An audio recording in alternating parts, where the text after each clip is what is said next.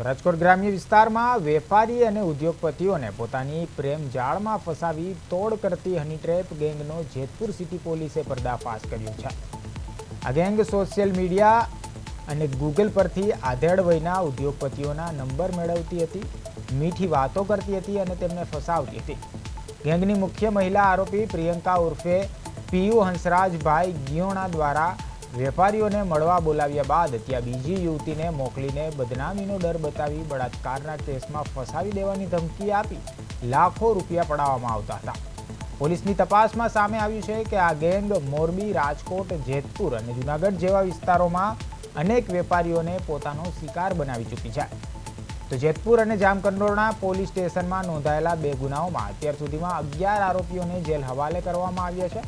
મુખ્ય આરોપી મહિલાને રિમાન્ડ પર લેવામાં આવી છે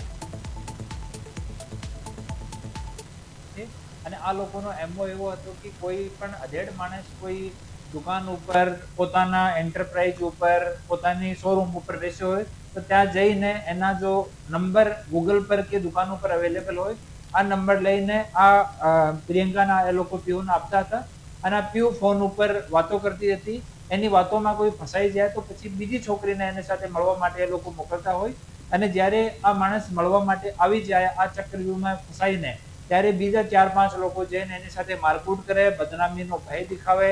પોલીસની ધમકી આપે, રેપના ગુના